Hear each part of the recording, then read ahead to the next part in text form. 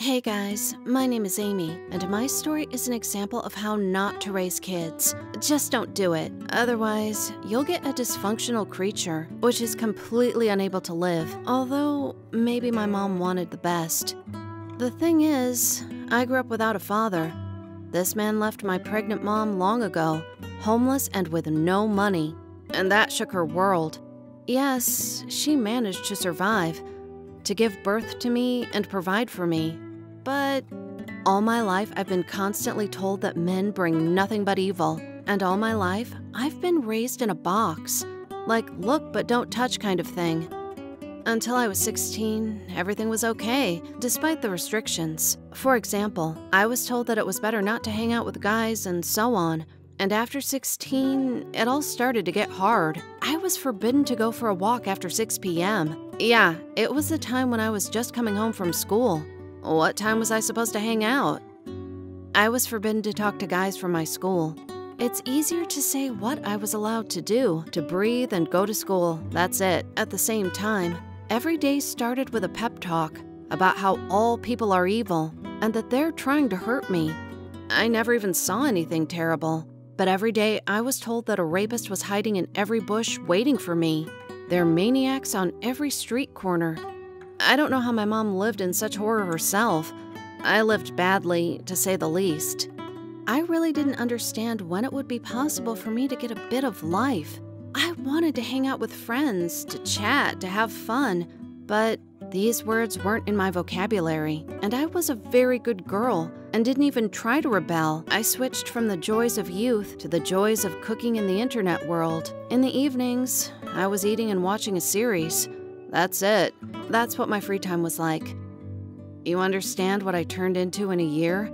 That's right, a fat, pimpled piggy with a bunch of complexes and slight mental troubles. I started suffering from terrible health problems because I didn't move enough. In no time, I started losing my eyesight because of so much time spent at the computer and reading. The doctors said if nothing changes, by 25, I'll be completely blind. I'd be like a mole, blind and helpless. But these aren't all my problems. Due to malnutrition and excessive weight, my bones and joints told me goodbye. Arthritis, sore back, constant terrible pains in hands and legs. I just couldn't walk without pain. And also, my teeth were crumbling and dropping out. My nails were breaking. Hair was falling out. In a nutshell, it's better to shoot you so you don't suffer. And it didn't bother my mom at all. She boasted to her friends what a wonderful, obedient daughter I was while preparing her next batch of meatballs. When I was 20, she came to her senses. It seemed like most of her friends' daughters were already married. It would be nice to nurse her grandkids for a while, especially as she suddenly somehow changed her mind about men and got intrigued with some retired colonel living next door. So she started nagging me about getting married. And I was looking at her and thinking, how does she think it's possible? I've spent 4 years all alone. I was homeschooled via the internet to avoid any troubles. I simply don't know how to communicate with real people. I don't have any friends or any kind of social surroundings. Not to mention that my picture can be hung in fitness clubs as a before photo, or on the fridge to scare away night eaters. No guy would even look at me. But the funny thing is, Mom hasn't changed the rules. I still can't go out late at night because of all the creeps out there. I tell her that they just wouldn't be able to carry me to the bushes, but she keeps telling me I can't leave the house. In these conditions, how would I look for a husband? All I have now is the internet and TV series about love and a beautiful life, food in the fridge, and total loneliness. Recently, some pervert wrote me that he wants to meet me. I was so scared that I deleted my page from social media. Why pervert? Because a normal guy won't write about his love to an empty page with a cat as a profile pic, and normal guys don't write to me at all. I don't know. Maybe I'm too used to being obedient. Maybe it's my own fault that I'm lonely, and at my age, I don't have to listen to my mom anymore. But the problem is that now I see a rapist with an axe on every street corner. I'm simply scared to leave home. I'm not gonna have any kids, but if I change my mind, I'll never control them that way. because reasonable security is one thing, and a total ban on leaving home and stopping all communication is another thing. And I want to tell you guys, be reasonable, because none of your fears is worth ruining someone's life, especially if that someone is your own kid. Hello, my name's Kira, and I have some serious problems with my body control. To be exact, there's someone in my body who copes with the task of control better than me. I always thought that sleepwalking or kind of weird things while sleeping weren't about me. Anyway, I am a total rationalist, practitioner, and skeptic, and I don't believe in the supernatural at all, because none of the sentient beings believes in it. But my life made me strongly think about this. As far as I read in some special literature, any sleep disturbances indicate that something is wrong in your head, either some organic disorders, brain injuries, or your psyche that cannot cope with the stresses. But I had a habit of going through all the doctors every 6 months, just like that. This is for prevention. My parents taught me this thing, so I was 100% sure of my own health. And I didn't have any stress. Well, at least not more than any 16-year-old teenager usually has. But for some reason, this didn't stop my body from starting to act weird. Of course, I didn't know about it, and indeed, no one knew, because I slept alone in my room behind a closed door. And my parents have no habit of breaking into my room in the middle of the night and checking to see if I was sleeping or not. So it's possible that my sleepwalking has been with me for a very long time, but simply no one knew about this before. By the way, like this video if you're a sleepwalker. It's a must. And write in the comments your stories about how you found out you were a sleepwalker. This would really support me a lot, because in spite of all my courage, I was terribly scared. In fact, my parents found out I wasn't okay on my 15th birthday. My parents were cleaning up the consequences of the birthday party in the backyard. I should have been sleeping softly in my bed, but my body suddenly went out into the backyard and started helping. At first, Mom and Dad didn't get anything.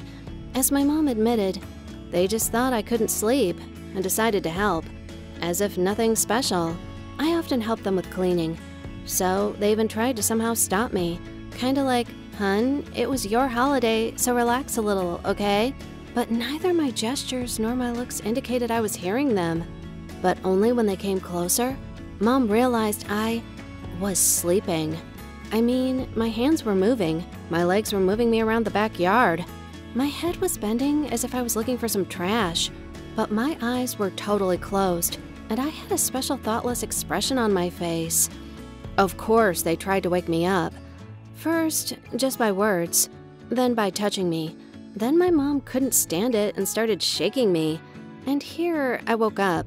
I was totally misunderstanding where I was, and I had a reasonable panic about this, because I knew for sure I went to bed right in my bed, but I forgot to close the door. Apparently, this open door was enough for my brain to go for a walk. At first, we all thought it was a one-time case. Well, it was a holiday, especially since that evening, I confessed my love to a boy I had liked for a long time. Well, objectively, I had a reason for stress, so we soon forgot about it. But just for the sake of experiment, I stopped closing my door. And the very next night, it turned out nothing was by accident, because my body went for a walk again. Only this time, I went to the living room. Apparently, I was trying to get closer to the TV. I even turned on the sports channel and started watching baseball. It's not clear how I kept track of what was happening. If I was in a deep sleep and just saw some clouds in the shape of unicorns. It turned out this repeated every night. Moreover, it didn't look like sleepwalking, but rather like a second life? Well, something like that. Especially because I don't really watch TV. I hate sports, and I'm a vegetarian, but my body stubbornly rushed to the refrigerator to get the sandwiches with smoked meat. I know because my parents immediately installed security cameras around the house. After a week of watching me, we decided to go to a doctor. We went to the sleep control center and spent another week in a wonderful room under wires. Normally, such things cause people stress and anxiety, which were just very suitable for research. But in my case, it was a stress that turned out to prevent the doctors from conducting all the necessary tests. on an excitement, I slept as a baby, and I didn't even move. But we didn't give up. I was dragged through an MRI, then an X-ray, and just in case, an EKG was also done, though my heart is okay. Everywhere the results were normal, without any deviations. At some point, the clinic staff even thought it was kind of a prank or something, or my parents were trying to get an insurance bonus. But my physician decided to change the experiments. They put a portable device on me, which was supposed to record the heart rate and write brainwaves, and they just sent me home. And for 3 days, I've been scaring the neighbors with my futuristic look. At night, I started to travel again and to live my second life. Apparently, my body was so bored with the movements that in the very first hour after I fell asleep, it started to eat hard, watch TV a bit, read the newspaper, and ended our journey by going to the garage, where we tried to make something out of the improvised objects. And the following nights, we returned to this mess again. The pile of garbage from bolts and nuts was reminding me about the night, but the result struck everyone. Judging by the brainwaves data, I was sleeping at that time. I mean, actually, I was not sleepwalking or something like that. My body was sleeping in a deep sleep, and suddenly it got up and walked somewhere. It did something and acted as if it was walking in a dream, like it was the most normal action in his life. I wasn't sure I could fully understand all the process, but it was obvious to me it shouldn't be this way. Doctors just shrugged. They said that such anomalies may happen, and that was it. Science had no answer for this.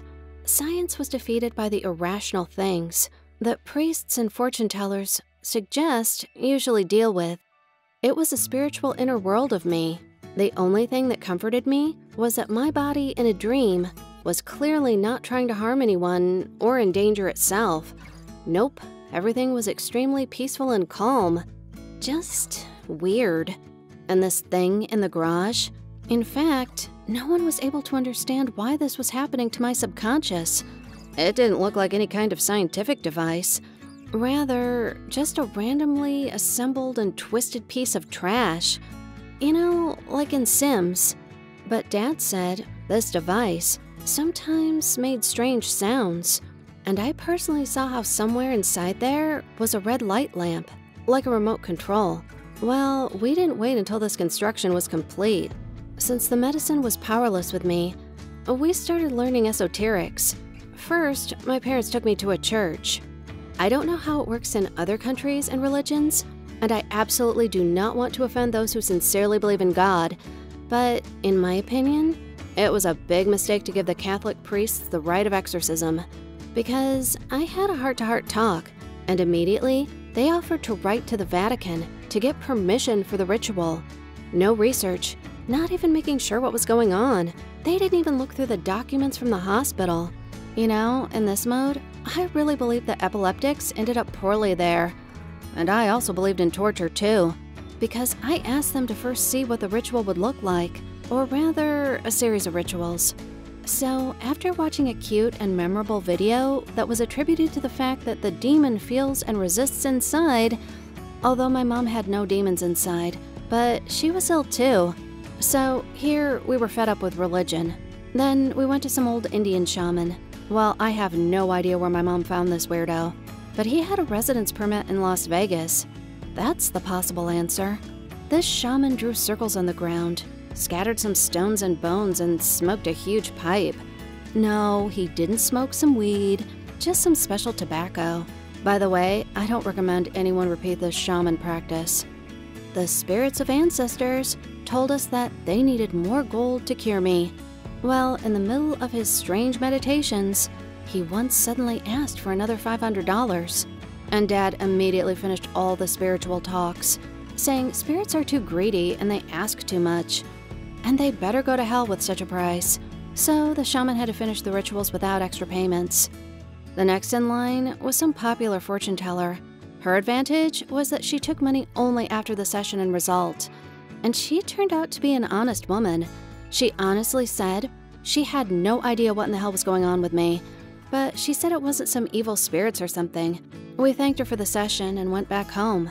The answer, or at least The hint to the answer was revealed by accident. I was going home by bus from school, and for some reason, I got off a couple of stops early, just automatically, following other guys who got off. Actually, we have a special school bus, but it doesn't go straight to the houses. It only goes to the nearest stops. So a typical city bus was faster for me. Anyway, I was 2 blocks away from home, and I decided to take a walk, since it happened that I somehow mistakenly got off earlier. And here I go. I almost reached the turn to my house, and suddenly, an old woman comes out to meet me. Well, there was nothing special about her. She was wearing a hat and walked with a cane. On any other day, I wouldn't even be paying attention. She was like other old women in our city, but she suddenly blocked my way with her cane. This old woman told me something that made me meditate on this. She didn't even ask my name. Nothing at all. She just said I had 2 souls living in me. One of them wants to free itself, but it's not dangerous, and it will soon find a way to get out. And then she just turned around and left, leaving me in a shocked state. I don't know what she meant exactly. I don't even know how to treat this information. But if you believe her words, it turns out that only God knows what happens. At least, this thing wasn't dangerous, and that comforts me. Hi everyone, I'm Thomas, and my story is about the richest hobo in the world. My city's not that big. Definitely not a megapolis. There are just a few people who own businesses, so my family was known to everyone. People bought our product with pleasure. Sometimes customers even stood in a line just to get our product. You see, my father took his business very seriously. In the beginning, he had just a small milk processing factory. Dad bought milk from local farmers, and each morning Dad's workers drove around the neighborhood and brought back fresh milk. At first, the factory produced cheese and butter of excellent quality. Then we also started making baby food and yogurt. Everyone trusted our products. Families with children bought food produced at Dad's factory for their children at our factory. It was always considered safe. And all school cafeterias of the city used our butter. That was Dad's business. Mom had one too. She's got a sewing workshop, a place where local fashionistas ordered exclusive dresses. The orders were plentiful, so my mother had to hire a number of employees. Over time, she became a well-known businesswoman and commanded respect from local big shots. Things were picking up. Our family prospered.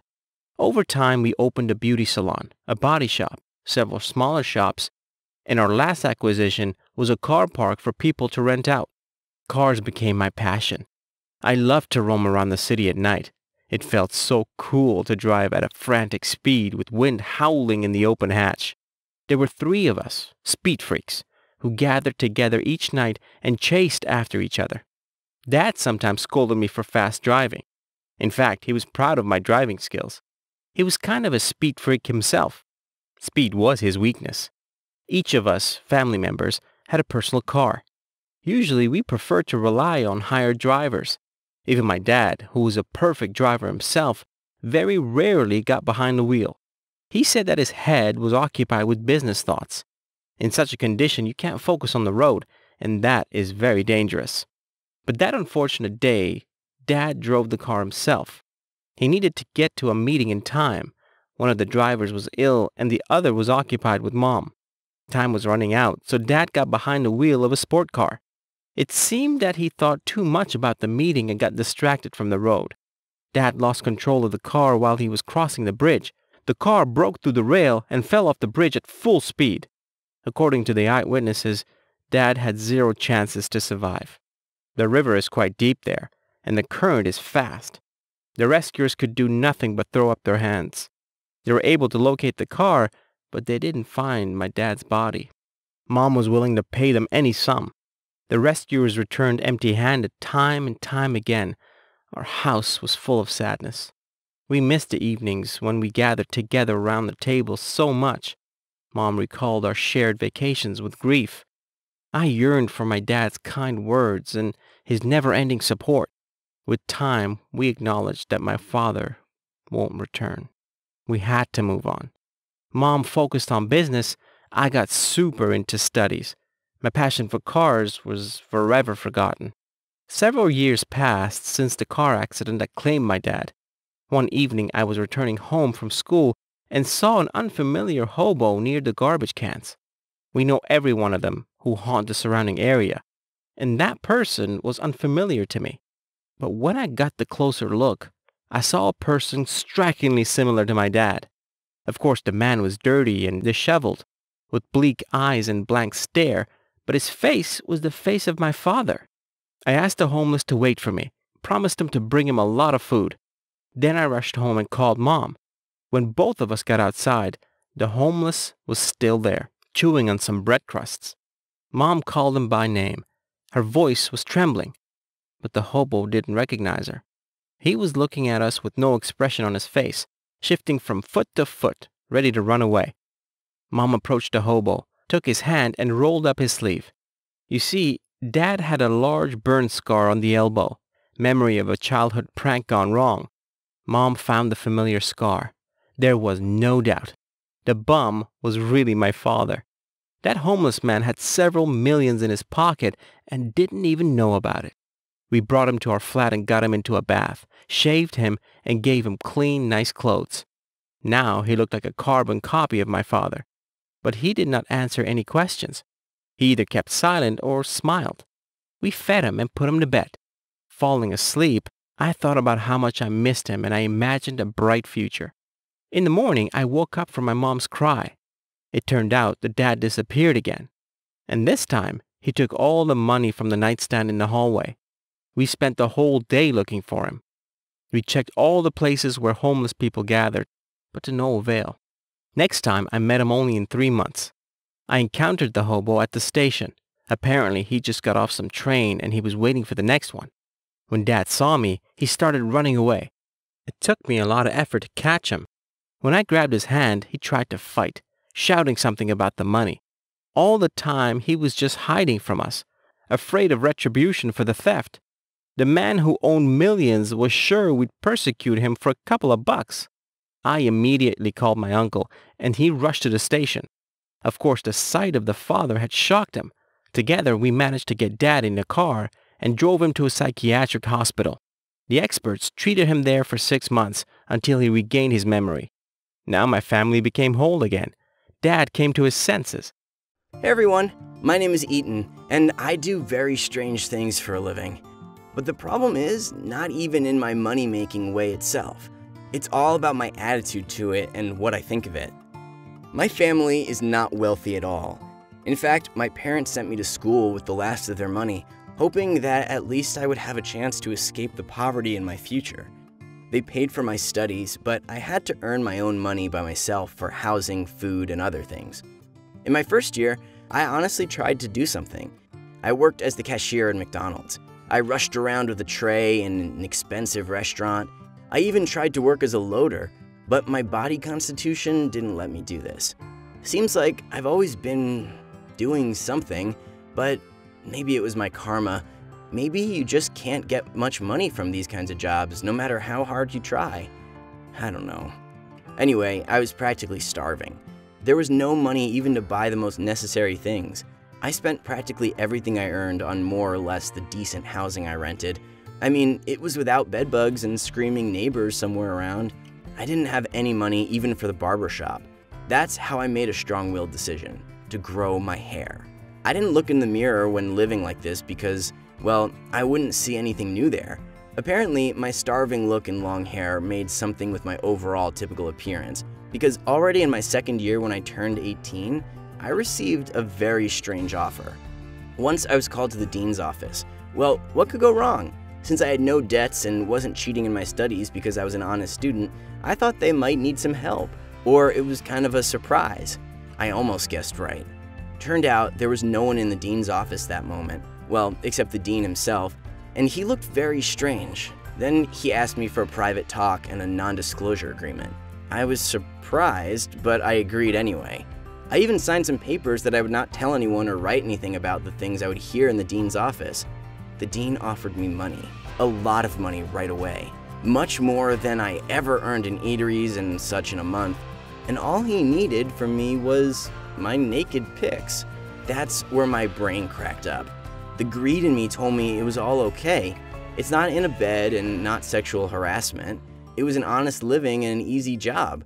But my conscience screamed that this was the way to slide down to something even more obscene, and that I would never wash it off afterwards. However, my stomach took the greed side, shamefully rumbling from hunger, and the victory went to the everyday things instead of morality questions. But I also asked the dean in turn to sign a document, according to which he undertook the obligation of non-distribution of these pics. The very next day, my life totally changed. The dean personally moved me to a new apartment with an equipped photo studio. It was very convenient for taking my nude photos. First, it was like a selfie, but with a very professional and cool camera. Then he gave me even more money than he owed under our contract so that I could buy myself special outfits for the photos. And that's how my untold career of being a nude model started. The funny thing was that I was not even gay. I liked girls. But for some reason, the very idea of doing it all delighted my working organ, and we had some awesome photo shoots later. At first, I was too awkward in the photo shoots. I was a complete amateur. I was afraid to show something extra or take risks. I didn't take care of myself. Seemed like the dean had already chosen me, so let him look at what I got. But I tried hard, honestly, because I've never liked hack work. I always felt like I had to work off my payment, and I tried really hard. I studied photo and Photoshop lessons. I studied successful shots. Judging by the increasing amounts on my bank card, my customer was happy. But personally, me and the dean never talked about it somewhere else. Just for a year, I managed to save up for an apartment, buy a middle-class car, and a new wardrobe for my new looks. Even though I've been sending some of the money to my parents, they thought I got a good job at the office or something, and they were very proud of me. Things went well with my studies too. I was not a fool myself, and the support from the backside, literally, was just what the doctor ordered. At some point, I started getting strange thoughts. I realized I couldn't date girls anymore. No, not in the sense that I suddenly started loving guys instead. I just couldn't do it. I just always felt like I was betraying the dean by engaging in some other relationships. I don't know where I got it in my head, really, because we only had business and financial relations. No other things. He never even called me in his office as a student. If there were any questions about my studies, I solved them with a secretary. I didn't solve these issues myself. I constantly tortured teachers with this one. But I was keen on fitness to pump up my body. I started watching after my appearance. I mean, like doing all sorts of masks, scrubs, and other makeup stuff. I even somehow decided to shave the hair on my body. Guys, don't do this, ever. It's hell. I don't know how girls can stand it, but later on, my pics got more relaxed, bolder, and more obscene. Now I had something to show, and most important, I knew how to make it as profitable as possible for my body and for the viewer. My financial benefits started to grow exponentially. But I didn't understand why I was doing all this. I didn't have a private life, and I didn't have any hints for it either. In fact, I just lived for my sponsor, just through these strange photo relationships. I still don't have any thoughts about doing something or just talking to the dean in real life about something. I'm okay with what I got, and that's weird. I hope that soon this thing will pass, and I'll finally be able to find myself a girlfriend, and maybe a good one, a decent job that I wouldn't be ashamed to tell my friends about. But now, I'm confused, and I don't know how to live my life. Hey dears, my name is Julia. My story's a lesson for everyone who has health problems, because bad things happen to our family, and you must know what to do. My family's quite small. Mom and Dad, Grandma, my younger sister, and me.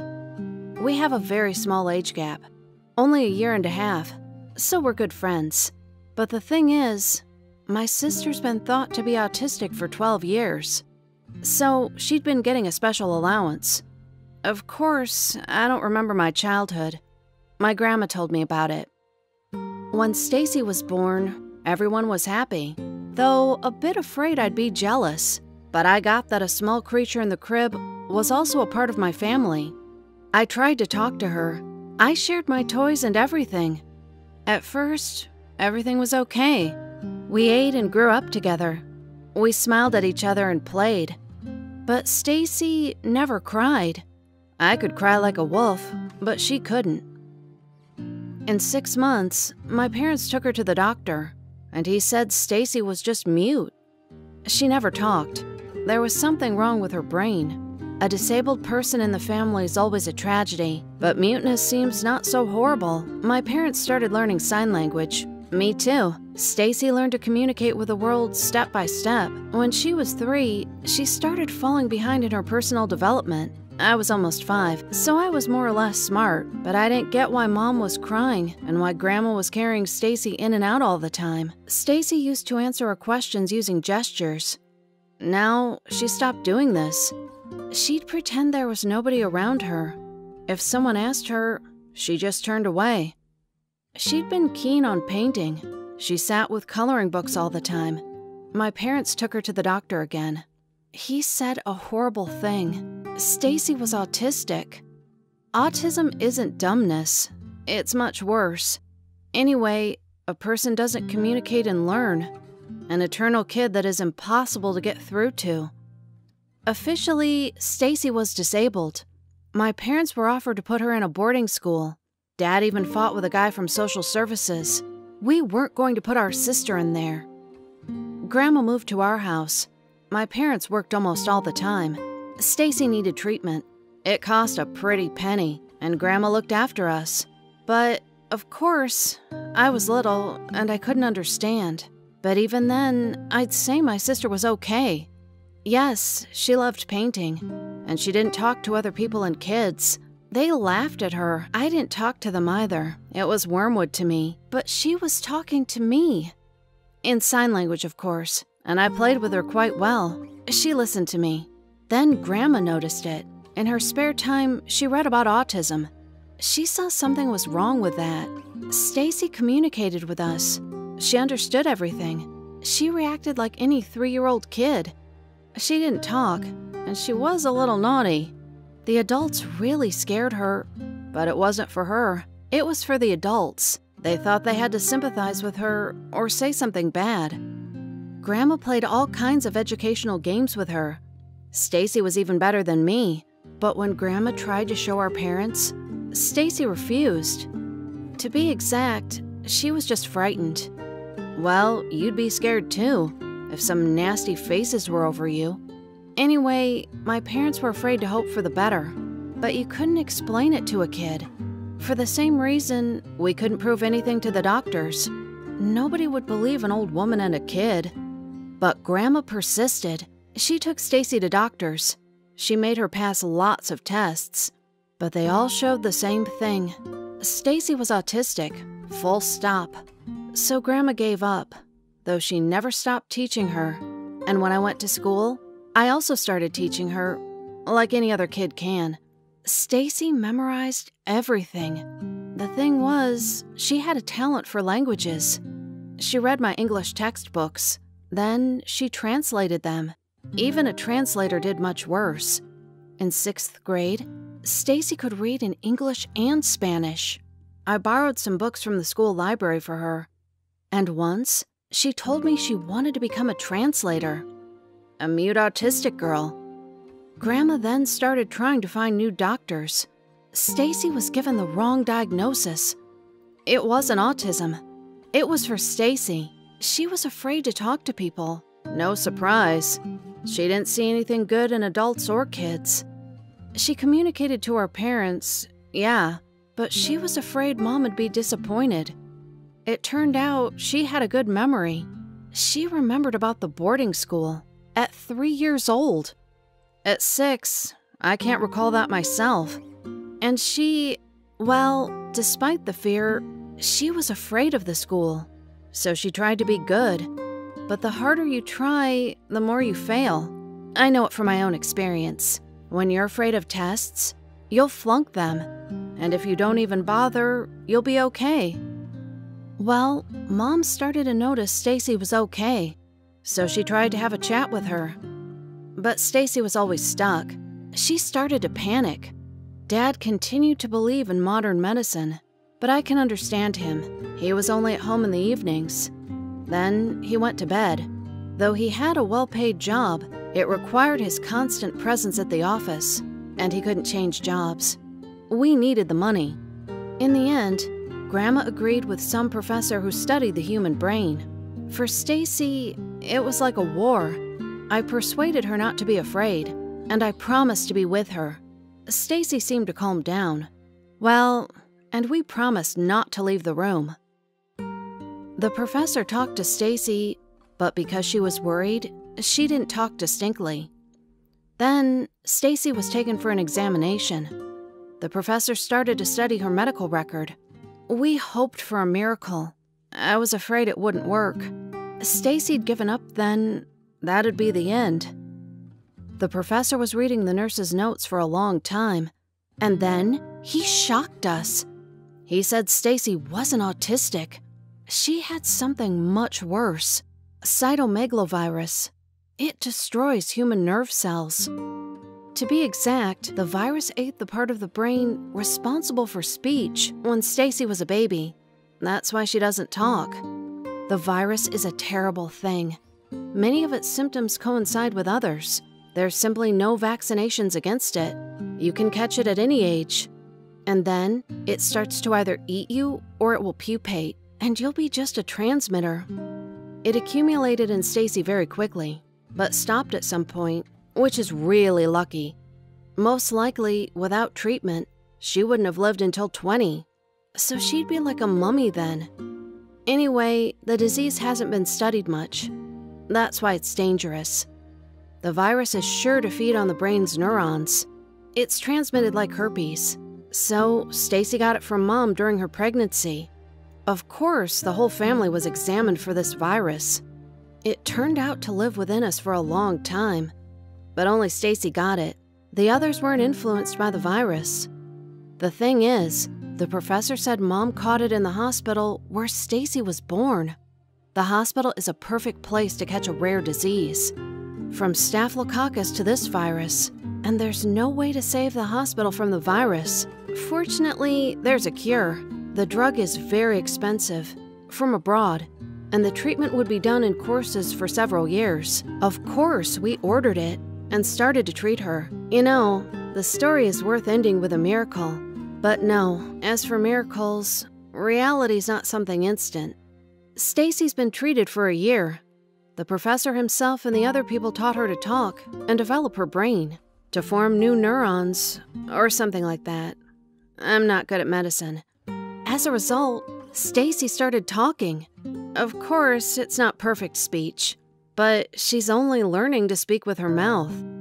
Sometimes she passes over to sign language, but it's a big process. Of course, it's very difficult for her. New people to get used to, constant classes, painful injections. But she's trying really hard. And it's not that damn diagnosis, autism. She's now struggling to catch up with her peers. Of course, she's unlikely to finish school like the other kids. But still, we have the internet and online education. Stacy's now only 15, and she has a real chance to fulfill her dream and become a translator, and to translate more than just books.